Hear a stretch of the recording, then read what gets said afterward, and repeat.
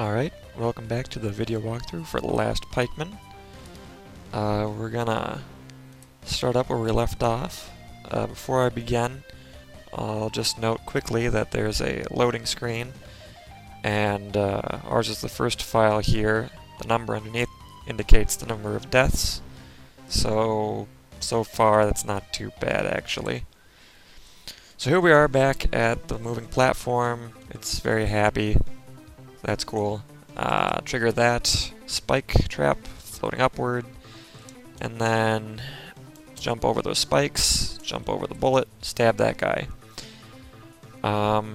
If you stab this guy, he won't actually kill you. But if you stab him, there's a little message that says there's too many civilian casualties, and that he's an orthodontist. It was just sort of a little side joke, reminiscent of GoldenEye 007. It's like if you play through the facility level in particular, there's crap tons of scientists, and one of the objectives tends to be minimize civilian casualties. Anyway, that's sort of a discretion. We'll pass by him. Now down here there's an arrow. When you get near the arrow, it'll speed up and blow up, so what you gotta do is jump over it and just never stop. That cat will try to shoot you after, I think right here. So you jump over that, he fades away, and then you come over here. Now on this screen, I missed the platform. You can't just jump up and down on the platform, you have to jump up, and then as you're falling down, you fall onto the platform. Otherwise you end up hitting the spike above there. And then you have to jump at the last moment there, or else you get thrown into that spike wall with the platform. And then from here you just jump. Whoop. Well, that was great. So jump. Nope. Jump. And jump. Jump right there. Jump here. Weave out of the way. That wasn't quite as successful as I imagined.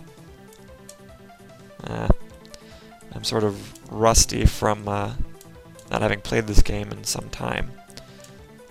So, you know, don't worry if you rack up a bunch of kills, because it's bound to happen. Dang it. Okay, so there's only so much space in between the spikes and the floor, and it's sometimes a little tricky getting in there. Now that one falls back down, you'll notice, so you have to jump out of there quickly or otherwise dodge it. Save point. Got some trees. We've got the I Want to Be the Guy homage apple. And over here, there's another apple and a nice save point. Doesn't really matter that the save point's there, because there's a save point right here. And the first boss battle with Jetpack McFuture. Alright, so bear with me because the attack pattern I don't recall all that well. He'll shoot a bunch of bouncing bullets. If you stand right here, none of them will hit you. Then he'll throw a bunch of bombs at you. Just jump in between them, jump on top of this oil pit, and jump over the stars like so. The way to damage this guy is to jump up here and hit this button. That went right through him.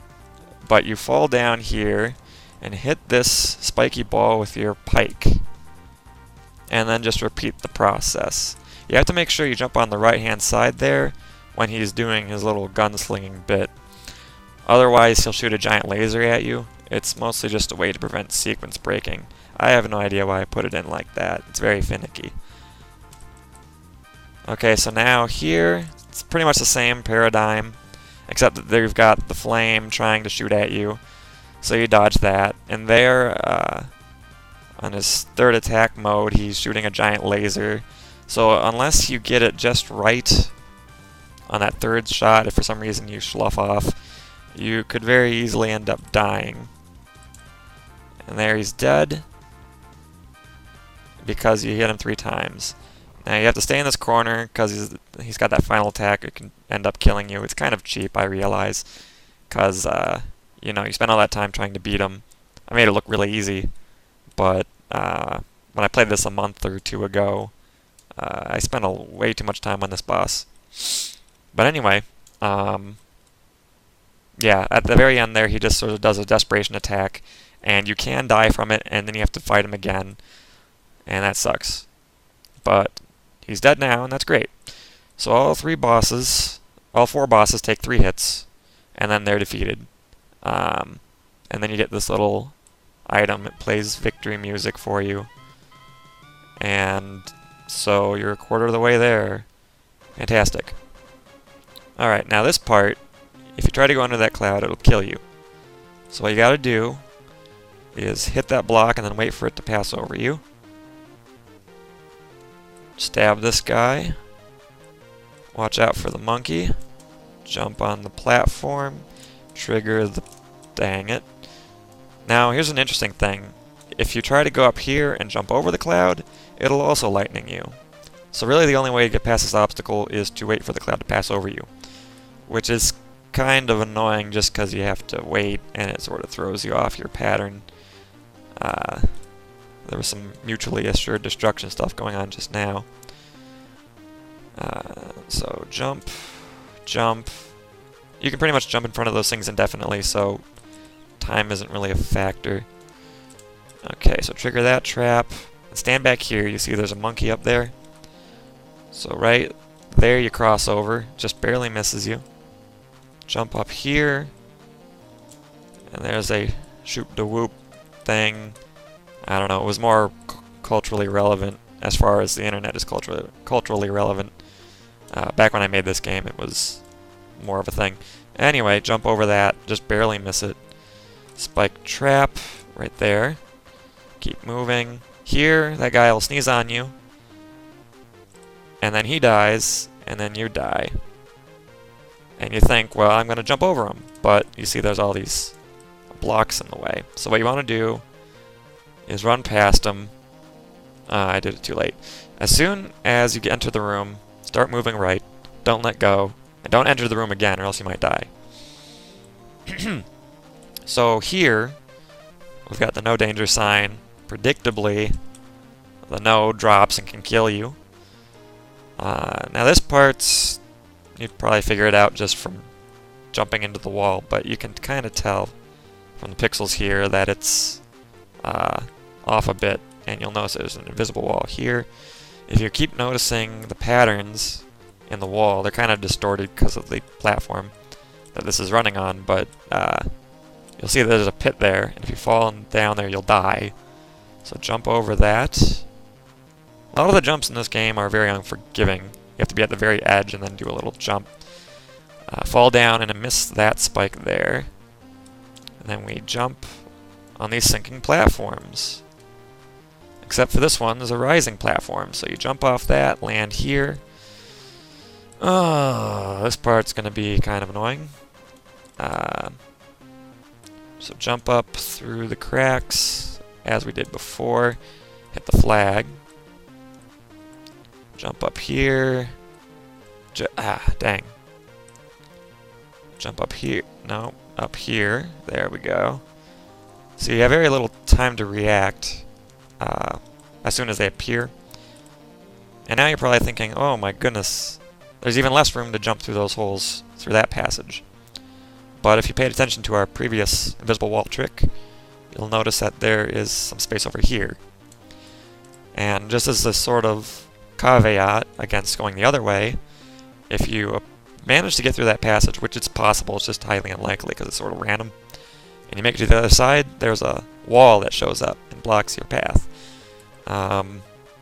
Which in retrospect doesn't really make much sense, because if you made it through, you made it through. But you have to go through the invisible passages, I guess what I was driving at.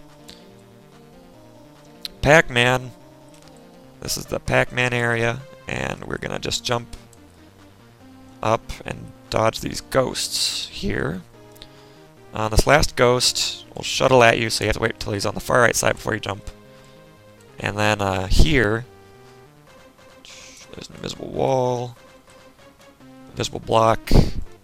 Another invisible block. Actually, I kind of got lucky on that one. And we go up here, and jump, and jump, and jump. Hold right, invisible platform, jump. Nope, I missed it. There's a pit there between like 2 or 3 invisible platforms, and it's not really that clear where you're supposed to be. So let me just try that one more time. We're sort of low on time, even though technically they raised the upload limits, so it's not as much of a concern. It's more like just wanting to keep things homogeneous. So right there, jump. You can stand on the word death. And then do a jump at the very edge. And here we are. And this is a Super Mario Brothers inspired level, which we'll get into next time. And hopefully make it to the second boss. I don't know if we'll have as easy of a time as we did with the first boss. We'll just have to wait and see. But until then, so long.